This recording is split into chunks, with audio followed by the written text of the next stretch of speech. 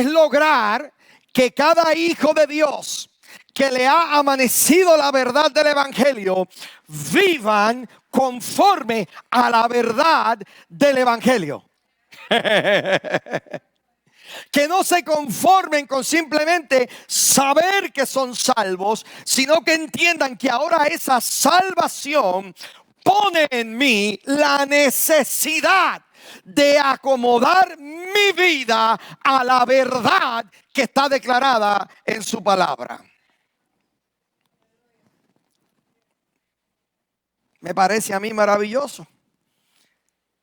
Así que vamos a entrar en nuestro pasaje, porque Pablo nos presenta un evangelio que ha sido quizás malinterpretado, quizás mal enseñado y mal aplicado por sectores de la iglesia por mucho tiempo. Continuando entonces nuestra jornada en Romanos, llegamos a lo que yo pienso que es uno de los pasajes más hermosos, esperanzadores y evangelísticos de toda la carta a los romanos. Después de haber explicado que Israel tropezó porque buscó establecer su propia justicia. ¿Se acuerdan? El domingo pasado, cuando Pablo en Romanos 10 del 1 al 4, dijo que ellos pretendieron establecer su propia justicia en lugar de someterse a la justicia de Dios que se encuentra en Cristo. Ahora Pablo dirige nuestra atención hacia la sencillez y la gloria del evangelio. Por eso me emociona este mensaje, porque hoy vamos a hablar acerca de la gloria de este evangelio. Pablo, en los versículos anteriores, nos acaba de mostrar el fracaso que tiene la justicia basada en las obras. Dios nunca enseñó a que el hombre podría producir justicia como para satisfacer las demandas perfectas de Dios. Pero ahora en estos versículos Pablo nos muestra el otro lado de la moneda. Después de decirnos lo que no puede salvarnos, procede a enseñar lo que sí nos puede salvar. Este pasaje responde a una pregunta que ha inquietado, yo creo que a la humanidad por muchos siglos. Y la pregunta es sencilla: ¿cómo puede una persona ser salva? ¿Qué debe hacer alguien para reconciliarse con Dios? Me encantó cómo el Espíritu Santo ordena todas las cosas, porque este es un mensaje muy evangelístico. Y durante la adoración, una hermana de esta casa, Margarita, se me acerca y me dice: pastor, yo creo que deberíamos envolvernos más en el tema en la evangelización, Margarita. Entonces esta palabra es contigo y conmigo. Aquí, mire, aquí. Los demás que se alimenten de ella, pero Dios te trajo para escuchar esto, porque estoy totalmente de acuerdo contigo. Necesitamos evangelizar más, y déjeme decirle, no solo con lo que hablamos, sino con nuestro carácter.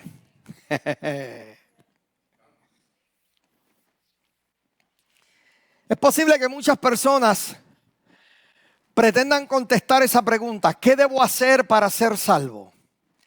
Posiblemente mucha gente la conteste diciendo que se necesitan años de disciplina religiosa. Es posible que otra gente piense que se necesita una transformación extraordinaria. Algunos creerían que la salvación depende de la acumulación de suficientes buenas obras. Sin embargo, el apóstol Pablo presenta una propuesta totalmente diferente. Él nos enseña que Dios no ha colocado la salvación fuera de nuestro alcance. No la escondió en algún lugar inaccesible. No la reservó para una élite o élite espiritual. Amén. Sino que la salvación está disponible para todo aquel que cree. Para todo aquel que cree y viene a Él por medio de la fe. Diga conmigo, es por fe. Entonces él comienza declarando lo siguiente: porque de la justicia que es por la ley, Moisés escribe así: el hombre que haga estas cosas vivirá por ellas. ¿Qué cosas? ¿De qué cosas está hablando Moisés? Está hablando de la ley. Pablo comienza diciendo entonces, nos comienza a recordar el principio fundamental de la ley. La ley exige obediencia perfecta. No demanda obediencia parcial.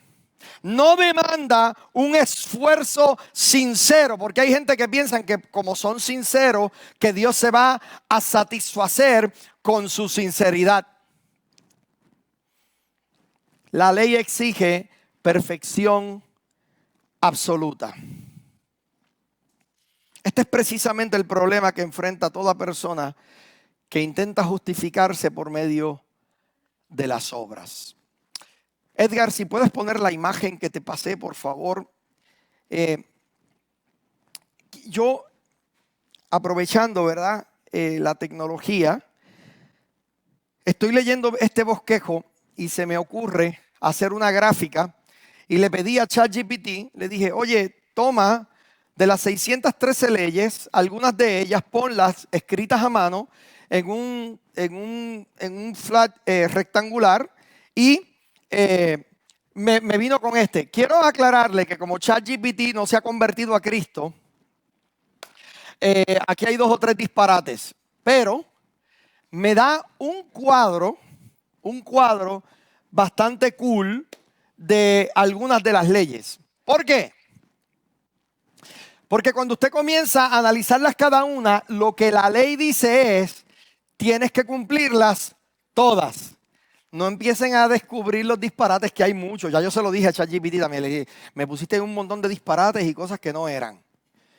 Pero por favor entienda la buena intención que el pastor lo hizo. Por lo menos esta imagen, no el bosquejo, ¿sabe? Esta imagen. Camino para acá, puse a mi querida esposita a manejar y dije, tengo esta idea y quiero presentarla. ¿Por qué? Imagínense que todas estas leyes están correctamente, ¿verdad?,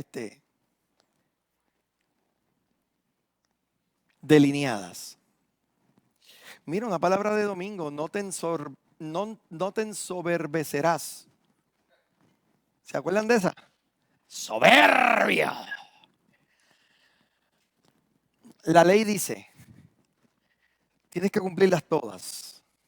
Oiga bien, si hay una que te faltó, eres culpable de todas. Qué interesante. Hablarás verdad cada uno a su prójimo. ¿A quién ha llamado aquí un deudor y usted ha dicho, quién es ese? Yo no sé quién es. No te preocupes, yo no estoy aquí para llamarte mentiroso o engañador. Es que cuando nos miramos al espejo de la ley, lo que la ley está diciendo es, si te falta una, eres culpable de todas. Ahí es donde está la imposibilidad de este asunto.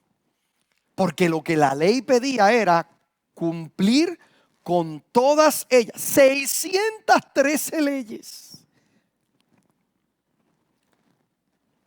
Ese es precisamente el problema que tiene la persona que intenta justificarse por medio de las obras. ¿Usted no ha visto a esta gente religiosa que necesitan que te enteres cuántas horas estuvieron orando durante la semana? Y yo recuerdo uno que me recibía en donde yo me congregaba, y como mi papá era el pastor, nunca podía dejarle saber cómo realmente me sentía con este individuo. Y cada vez que me veía, ¿cuántos capítulos de la Biblia usted leyó esta mañana? ¿Cuántos capítulos de la Biblia usted ha leído durante esta semana? Siempre estaba preguntando cuánto habías orado, cuánto habías ayunado. Mi hermano, mi hermana, si alguien decide presentarse delante de Dios confiando en sus méritos personales, necesita entender que si quieres ser tratado por esa medida, entonces tienes que ser hallado perfecto en toda esa medida. No bastará con ser un poco mejor. Bueno, aquel miente más que yo. No, esto no es medida. Esto no es ver quién es más pecador que el otro. No basta con tener más virtudes que defectos. Bueno, yo soy bueno en muchas cosas, aunque tengo mis defectitos, ¿verdad? Pero yo sé que el Señor conoce mi corazón. No basta con asistir a una congregación, ayudar al necesitado o tener una apariencia de moralidad. Cuando una persona está entendida de esto, tiene que saber que el resultado es que eres culpable de la ley y que ahora necesitas pagar tu tributo, tu sacrificio. Y Dios instituyó en la Biblia cómo es que el hombre habría de entrar en paz con su Creador por causa del pecado. ¿Cuál era la manera? No se asusten, los sacrificios, ¿no?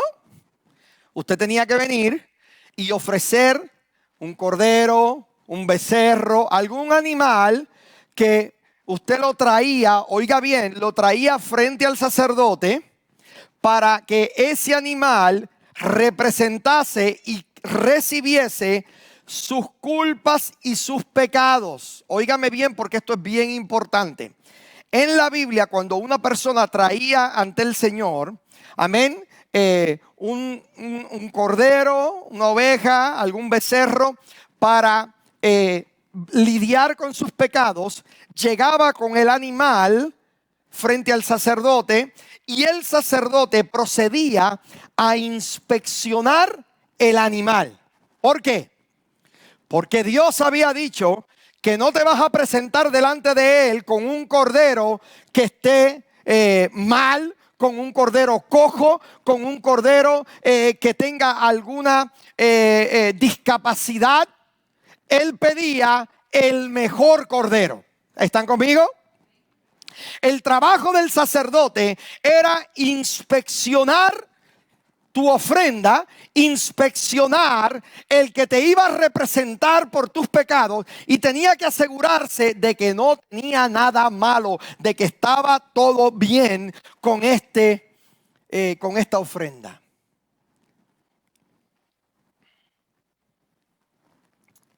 En ningún momento en la Biblia dice que el sacerdote examinaba la ofrenda y luego examinaba al que la traía. Oh.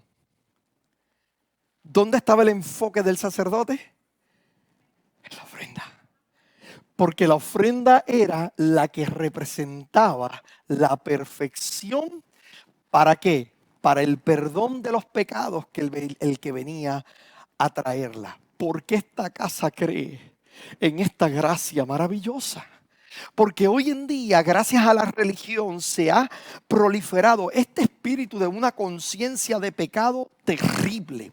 Y hoy en día estamos usted y yo más enfocados en los pecados de la gente, inclusive en los pecados personales. Y cuando vienes aquí, todo el tiempo estás pensando en el insulto que le diste a tu familiar, en cómo actuaste esta semana en tu trabajo, que no actuaste como cristiano. Y cuando llegas aquí a traerle adoración al Señor, en tu mente la conciencia te dice: esta semana no te portaste bien, pero necesitas entender que de la misma forma en que en el Antiguo Testamento el sacerdote lo que hacía era mirar el sacrificio, ahora cuando Dios te ve, ya Él no te está viendo a ti, Él está viendo el sacrificio del cordero inmolado de Dios. Y créeme que cuando Él ve a Cristo, no hay mancha, no hay nada malo, es sacrificio perfecto, y sacrificio perfecto obtiene perdón perfecto.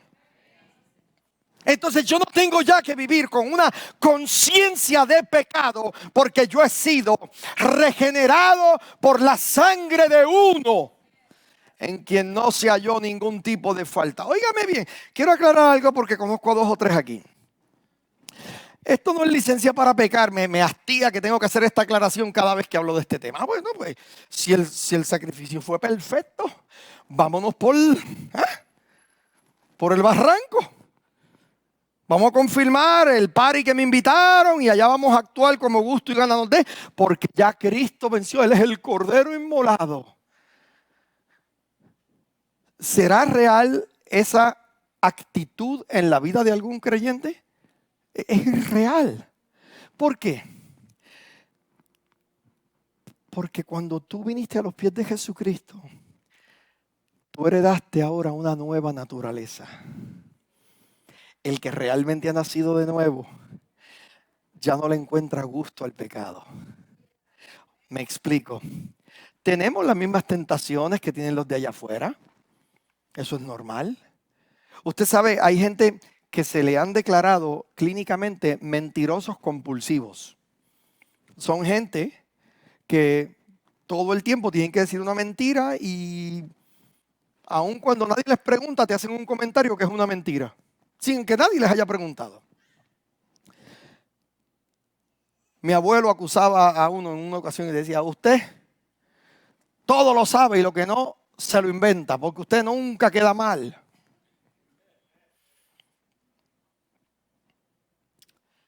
Pero al mentiroso que Jesucristo rescató, de momento, de la noche a la mañana, va a dejar de sentir la inclinación a mentir. No, no.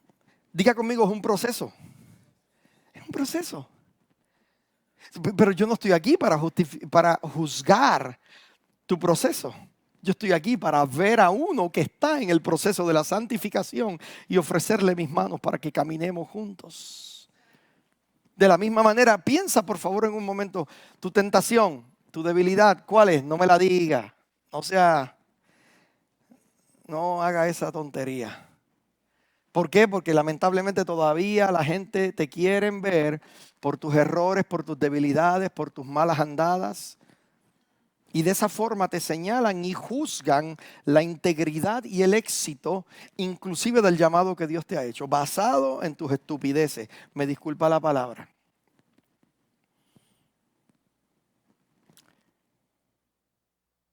Pero el Cordero ya fue sacrificado. Su perdón fue perfecto. Y yo puedo ahora adorar libre de una conciencia pecaminosa. Por eso es que David a mí me impresiona, porque David desde el Antiguo Testamento reflejaba esta gracia. ¿Qué pasó con David? Imagínense, este sí que era, iba a decir un boricua bestial, o un mexicano loco, un guatemalteco algarete. Este hombre se enamoró de una mujer que no era de él. No solamente se enamoró, mandó a matar al marido. Dígame usted si hoy en día el rey David pudiese ser por lo menos apóstol. Ese. ¿Tú no has visto su Facebook lo que dijo? Dígame, en serio, ¿David podría hoy? Cuando Dios fue a tratar con el pecado de David, dice la palabra, que le hirió a su propio hijo. No me pregunte qué onda y que, ay Dios mío, pero el Señor, este pobre inocente, Jesús fue inocente y derramó su sangre por ti. No tienes problema con aceptar esa. Así que vamos. El hijo cae enfermo y David sabía que era porque él era el responsable. Y David rasgó sus vestidos. Me encantan estas imágenes del Antiguo Testamento. La gente bien enojada. Tenemos que volver a eso. Cuando se enoje, rasgue sus vestidos. Llénese de silicio. Póngase cenizas en mi caso en la calva, pero en el pelo. Y así estaba David con los vestidos rasgados, llenos de silicio, orando y pidiendo por su hijo. David era un hombre que había matado leones, había matado gigantes, había matado un montón de soldados enemigos. Este hombre era un hombre sanguinario. Por ende, sus alcahuetes, los sacerdotes de él y la gente que estaba rodeándolo, estaban de lejito. Cuando veían a David así, no se le puede acercar nadie. Yo sé que así hay 2 o 3 por ahí. No te le acerques a tu padre hoy, que vino virado del trabajo. Y pues nadie se le acercaba a este hombre. Y de repente llega la noticia a los sacerdotes: se murió el hijo de David. Imagínense ustedes estos sacerdotes. Y ahora, ¿quién le dice a este? Si cuando estaba enfermo estaba de esa forma, ¿cómo se va a poner cuando le digamos que murió? Y David, muy inteligente, los ve chismeando en la esquina y va donde ellos. Y les dice, ¿ha muerto el muchacho? Y ellos le dicen, ha muerto. Y lo que ellos pensaban no se dio. Dice la palabra que David entonces va a su casa, se cambia los vestidos rasgados, se bañó y se quitó el cilicio y la ceniza que implicaban la tristeza de su cabeza. Y dice, y entró al templo y adoró. ¿Por qué usted cree que David era un tipo de Jesucristo? Porque David entendió algo poderoso. Mi pecado y mi falta fue puesta sobre mi hijo. Y como mi hijo murió, ahora yo soy libre para adorar. Porque ya el pecado ha sido quitado de mí. Ya no es una afrenta, mi hermano, mi hermana. ¿Qué es lo que te está robando tu tiempo de adorar en esta casa? Cuando tú entras por ahí, ¿qué es lo que te dice tu conciencia? Debería decirte, ¿sabes qué? Todo lo que pasó esta mañana ha sido también representado por Jesucristo en la cruz del Calvario. No debe haber nada que te impida entrar por esas puertas con acción de gracias y con alabanza, porque somos un pueblo entendido de que Él fue nuestro sacrificio perfecto. Y ahora podemos adorar en total y perfecta libertad. Qué poderoso esto. Me parece a mí que esta es la gloria real del Evangelio. Con tus acciones tú nunca vas a lograr enamorar a Dios. Hay gente que me dice que por mejor que se porte, van a ver, wow, mira, qué bien se está portando. Qué súper cool. ¿No fue esto lo que pasó con el joven rico? Vino corriendo hacia Jesús y a simple vista parecía ser el candidato perfecto para entrar al reino. Era moral, era respetado, era religioso, disciplinado. Y cuando Jesús comenzó a mencionar los mandamientos, porque Él se acerca y dice, ¿qué debo hacer? Empezó mal la pregunta, ¿verdad? ¿Qué debo hacer? Obra, esto no es por obras. Pero me gusta porque Jesús le contesta en su nivel. Él le dice, ¿qué debo hacer para ser salvo? Y Jesús, como estaba en tiempo del pacto de la ley todavía Jesús no había resucitado, ¿verdad? Jesús fue fiel al pacto. Bueno, ¿tú quieres heredar la vida eterna? Cumple con los mandamientos. Y el muchacho, que me parece a mí que su característica principal era la humildad, Jesús le dice, cumple con los mandamientos. Y él dice, todo esto he cumplido desde muy joven.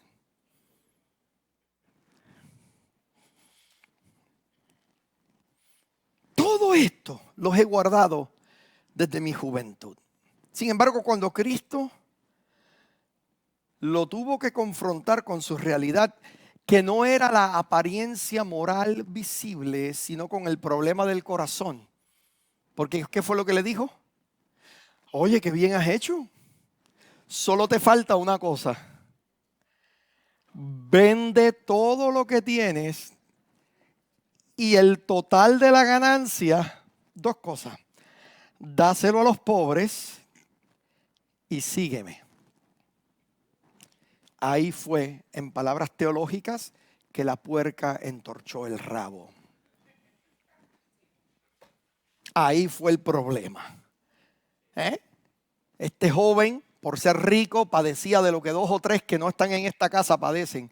Caminan de codo. Son gente que pídeme mi talento, pídeme mis habilidades en la casa de gracia, pero no me pidas de mi dinero. Seguimos adelante en el nombre del Señor. Ay, sentí que virtud salió de mí cuando dije eso. ¡Fu! Así que cuando Cristo le pidió que vendiera todo y le siguiera, el verdadero estado de su corazón quedó expuesto. Aquel hombre había cumplido muchas reglas externas, pero seguía adorando sus riquezas. O sea que la ley hizo lo que tenía que hacer. La ley reveló el pecado oculto que aquel hombre jamás había reconocido. La tragedia es que el joven rico se marchó triste, porque todavía creía que podía encontrar justicia en sí. O sea, él no hubo un arrepentimiento en él. Él no se humilló, él simplemente se fue triste. Y me parece que muchos hoy en día siguen haciendo esto mismo. Pasan toda su vida intentando acumular suficientes méritos para sentirse aceptos delante de Dios, sin comprender que jamás podrán producir la perfección que Dios exige.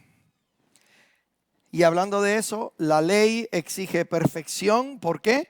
Porque Dios es perfecto.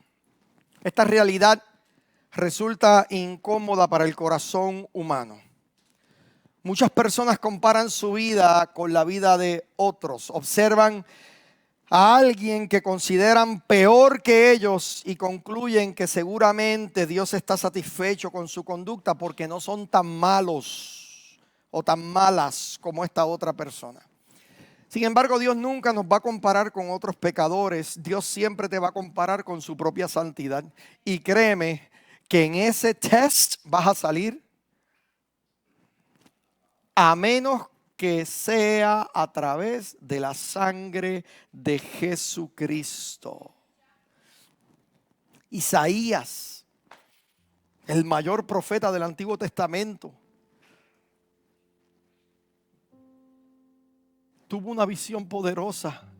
En el capítulo 6 dijo: en el año que murió el rey Urías, vi yo al Señor sentado sobre su trono y sus faldas llenaban el templo. ¡Qué visión poderosa! Cuando él ve la gloria de Dios, él no comenzó a compararse con otros hombres. Tampoco se consoló pensando: ¡wow! ¡Qué privilegio tengo yo de ver al Señor sobre su trono! ¿Cuál fue su reacción? ¡Ay de mí que soy muerto! La razón es sencilla. Cuando un hombre contempla verdaderamente la santidad de Dios, va a descubrir inmediatamente la profundidad de su propia necesidad. Por eso era que cuando los discípulos estaban jangueando con Jesús y veían que Jesús hacía un milagro donde su gloria era manifestada de manera poderosa, en vez de decir ¡Hosana! ¡Aleluya! Somos de los 12. No. Dice la Biblia que se atemorizaban. Lo vieron andar por encima de las aguas. Y dice la palabra que tenían miedo, profundo miedo. No había adoración. No había un aleluya, no había un gloria a Dios. ¿Por qué? Porque vieron a uno santo y su santidad los acosaba. Y su santidad los incomodaba.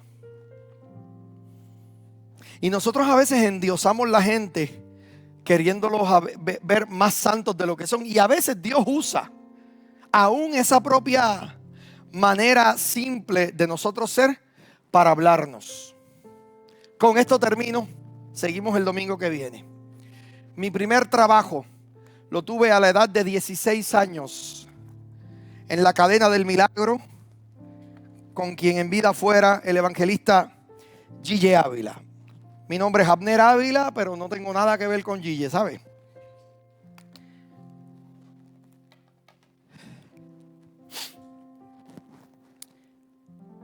Y para mí Gille era como que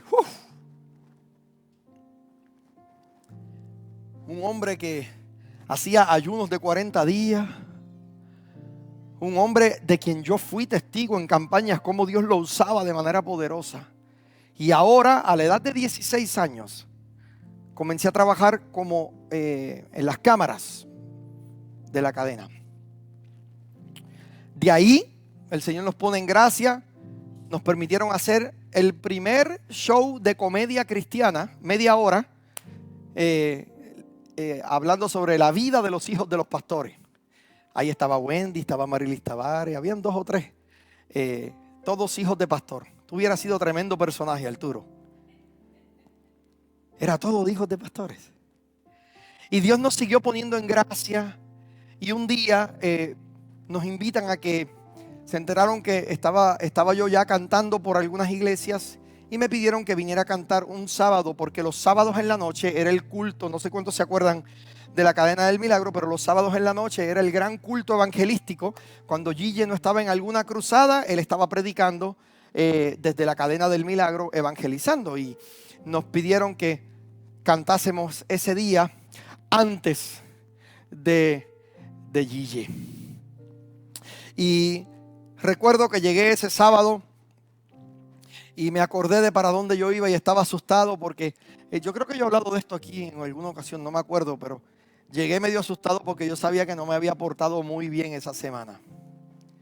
No le voy a dar muchos detalles, pero puede preguntarle a la mamá que me parió. Yo siempre fui problemático en la escuela, olvídese, hermano. Y ese día yo llego y yo sabía que yo no estaba bien. No estaba bien. Y me tocaba cantar y decía yo, Dios mío, que cuando yo llegue allí no me mates, decía yo. Yo decía, voy a treparme allí y voy a caer muerto. Cuando me llaman para ensayar justo antes yo subía y mis rodillas, Dios del cielo, yo no sabía ni qué decir ni qué hacer y ensayé como pude y comienza el servicio y yo estoy en una esquina y comienza el servicio y de repente se aparece el sol, se aparece el ángel Gigi y me pasa por el lado. Y yo dije, ay Dios mío. Y Gigi simplemente, mire, me pasó por el lado y hace así. Y siguió, yo dije, ya Dios le reveló. Eso fue lo que yo dije. O sea, porque es que te digo, la conciencia de pecado es una cosa brutal. Tú no sabes cuántos aquí me han dicho, ¿quién le dijo a usted lo que está pasando conmigo que predicó de mí? 2 o 3 de ustedes me han dicho, a mí no me han dicho ningún chisme tuyo. El problema es que de aquí es el problema. Cuando Dios habla, que se deje caer con todo el peso. Alguien dice amén. Y cuando me miró este hombre, brother, yo me miré y yo me retrató. Yo dije, olvídate. Juicio es lo que viene. Y me llaman a cantar. Y mire cómo en esta mentalidad de ignorancia Dios usa estas mentalidades ignorantes aún para enderezar nuestros caminos. ¿Sabe qué pasó? El hermano Abner va a cantar en alabanza y me presentan y yo agarro el micrófono y digo, Dios les bendiga, voy a cantar presento la alabanza. Y estoy esperando por el pianista. Mi amigo hoy en día, un neurólogo en Puerto Rico, el doctor Luarde Montano, Luardito, de mis mejores amigos allá en Puerto Rico. Y todavía él se acuerda de esta experiencia. Porque habíamos ensayado y estaba todo listo. Y cuando yo digo que voy a empezar a cantar, el piano, brother, no le arrancó. Y él empezó a tocar y tenía, ¿te acuerdas del KB100? El PB. De ahí era que salía el piano y le tenía un micrófono. Y él pega a mirar el KB100. Y toca y yo dije, este es el pecado mío que está impidiendo. Empezó por él y va a caer el rayo, va a caer aquí. Y en ese momento, mi hermano, yo sudé frío. Y yo empecé a pedir perdón en mi mente. Señor, perdóname. Yo te prometo que esto ya se acabó. Yo voy a cambiar, yo voy a orar. Yo hice toda una confesión. Y yo miro a Loaldito y Loaldito dice, yo no sé. Y digo, hermano, voy a pedirle a mis compañeros aquí, porque tenía muchos de mis amigos del show también que hacíamos en la radio. Yo voy a pedirle a ellos que pasen por aquí, vamos a cantar un corito para entregar esta parte. A la que yo dije eso, le pido a una de las hermanas que cantara. Oye, ¿tú me puedes creer que el bendito piano sale tocando?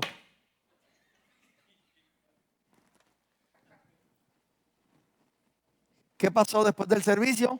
No sé quién usó a mi amigo Loaldito, si fue Dios o si fue Belial, pero él se me acerca y me dice, varón, ¿tú estás en pecado? Y dice, varón, ¿tú estás en pecado? Y yo hice eso adentro. Yo dije, ¿de qué tú hablas? Y empezó a reírse y me dice, chico, todo estaba ensayado, todo salió. Y de momento no había energía, no había nada, la electricidad, no había nada, hermano. Y yo dije, yo no sé, hermano, pero por lo menos cantamos un corito y todo se arregló. La oración de gratitud más grande de mi vida la hice yo esa noche porque Dios no me mató. Pero mira como en una mentalidad de ley, afecta todo lo demás. Y hoy en día yo me imagino yo orando en mi apartamento, Señor, perdóname, gracias porque no me mataste. Yo me imagino al Señor diciendo, pero es que ya yo maté a mi propio hijo por ti. Es la mentalidad esta terrible que tenemos muchas veces que nos impide a nosotros realmente adorarle por lo que Él es y no basado en lo que hemos hecho. Y repito, esto no es licencia para pecar, es la liberación del alma para poder adorar libremente, porque en el amado hemos sido perdonados. Esto debe liberarte para que adores en espíritu y en verdad. Esto debe liberarte para que ya no importe con lo que puedas estar luchando allá afuera. Yo te garantizo, la Biblia dice que somos más que vencedores por medio de aquel que nos amó. Sí, claro que sí. Vamos a salir victoriosos de lo que sea, pero en el proceso le vamos a adorar. En el proceso vamos a bendecir su nombre. En el proceso vamos a crecer porque ya hemos entendido que el Cordero inmolado fue sacrificado para ahora yo poder adorar libremente. Si le va a dar el aplauso, déselo al Señor.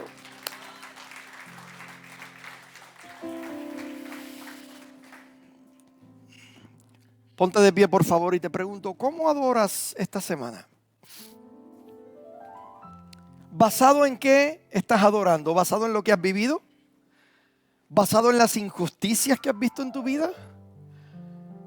¿Cómo llegaste aquí esta mañana?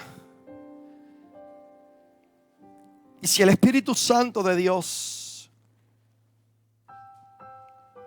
está trabajando en tu corazón en esta hora, yo quiero orar por ti en esta tarde. El entender que ya Él lo hizo todo. Esa era la intención de Pablo con el capítulo 10 de Romanos. Esto no es por tu propia justicia, es por la justicia de Dios. ¿Será posible que podamos entonces salir de aquí adorando, entendidos de lo que Él ha hecho en nuestro beneficio? Inclina tu cabeza ahí donde estás. Yo quiero hacer una oración general por esta casa, para que tu adoración no sea interrumpida por nadie y por nada. Padre, en el nombre de Jesús, yo presento este pueblo ante ti. Y te doy gracias, Señor. Te doy gloria, mi Dios. Porque hoy podemos adorar por tu bondad y porque tú eres bueno y por lo que tú has hecho. Padre, salimos de aquí con una nueva conciencia. Conciencia de reino. No una conciencia de pérdida, conciencia de ganancia. No una conciencia enferma, conciencia de salud. No una conciencia, Dios del cielo, de queja. Una conciencia de real alabanza y adoración basado, Señor, en lo que tú hiciste en la cruz del Calvario por cada uno de nosotros. Ayúdanos, Señor, a adorarte como tú realmente mereces ser adorado. En el nombre de Cristo Jesús. Amén, mi Dios. Amén. Dale un aplauso al Señor en esta tarde maravillosa. Puedes tomar asiento en este día y quiero, antes de pasar a los anuncios para la semana, pedirle sus oraciones. Vamos a continuar este mensaje el domingo que viene, así que por favor no se quede. Amén, lléguele. Yo sé que estamos en tiempo de vacaciones, pero lléguele que el Señor sigue. ¿Cuántos saben que el Señor sigue hablando a su iglesia? Entonces le invitamos para que usted llegue y sea parte de lo que el Señor está haciendo en esta casa. Les pido sus oraciones también porque en el día de mañana tengo una reunión que considero importante en estos días. He estado, ¿verdad?, evaluando algunas